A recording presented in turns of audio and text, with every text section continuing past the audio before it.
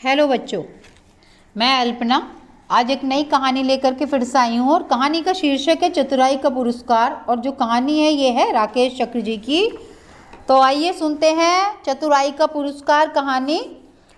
एक व्यक्ति था जिसका नाम था सुजान। बहुत ही चालाक था और चतुर भी था और उसे घूमने का बहुत ज़्यादा शौक था, इसलिए उसने विवाह भी नहीं करा था। और वो देश का भ्रमण करते करते घूमते घूमते वो दूसरी राजधानी मायापुरी पहुंच गया। वहाँ का राजा अविवेकी और अपनी धुन का पक्का था। उसके मुंह से जो भी बात निकल जाती उसे वो राजा बिना सोचे समझे ही करने का निर्णय ले लेता था। मतलब सोचता समझता था नहीं, और जो बात निकली उसके मुंह से उसे ही पूरा कर देता था। वैसे ही समझता था नहीं कि क्या गलत है या क्या मुझे सही फैसला करना है या गलत करना। सुजान ने राजा के महल के पास ही क्या करा कि किराए का एक कमरा ले लिया। राजा जब भी अपने 4 घोड़ों की बग्घी पर सवार होकर नगर को घूमने के लिए निकलता तो तुरंत ही राजा को झुककर वो प्रणाम करता। इस तरह प्रणाम करते हुए उसे 1 साल बीत गया।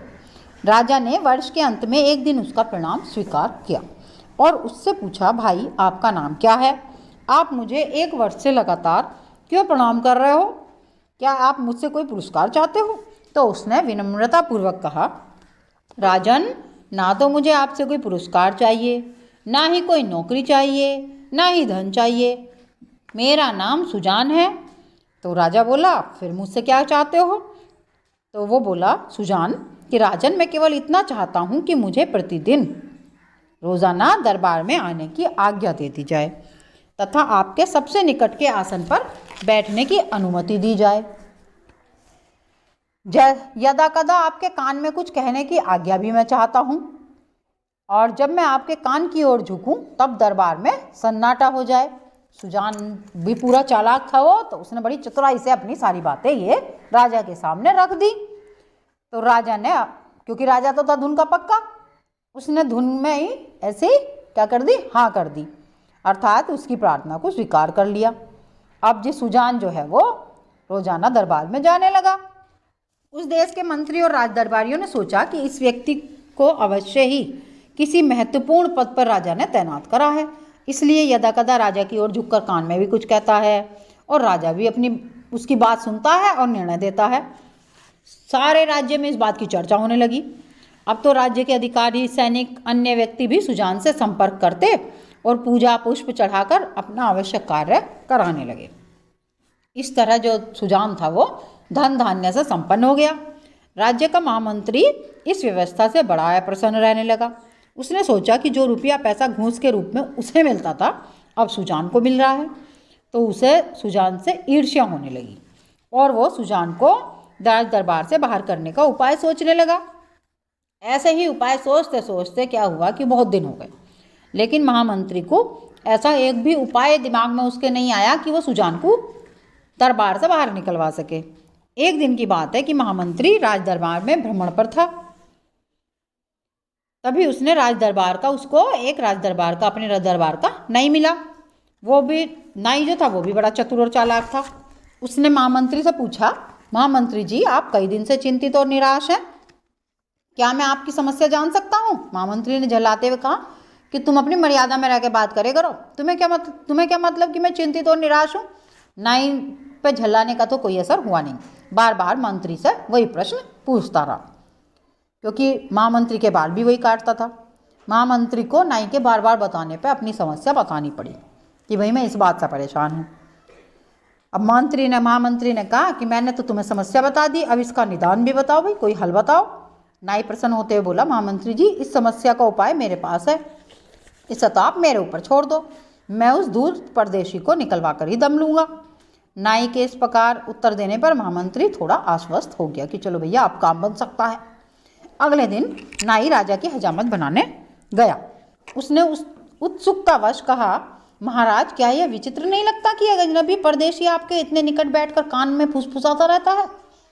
राजा ने कहा, हाँ ये तो ठीक है कि वह व्यक्ति मेरे पास प्रतिदिन राज दरबार में बैठता है और मैं उसे प्रतिदिन राजकोष से चांदी के 10 रुपये दिलवाता हूँ।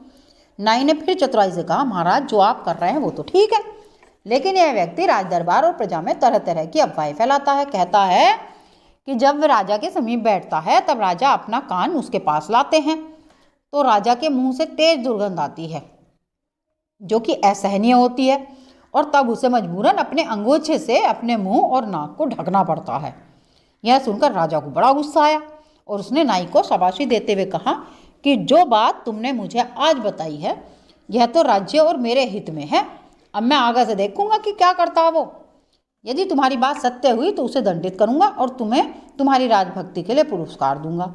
नाई ने अपनी योजना के अनुसार शाम को ही सुजान से मिलने नाई उसके घर पहुंच गया और नाई उसकी संपन्नता देखकर अंदर ही अंदर नाई भी ईर्ष्या करने लगा, लेकिन उसे तो राजा से मुंह मांगा पुरस्कार जो लेना था, इसलिए चतुर नाई ने चतुर सुजान पर अपना तीर चलाते हुए कहा कि श्रीमान, आज जब मैं राजा साहब की हजामत बना रहा था तब वे आपके बारे में मुझसे कुछ बातें कह रहे थे।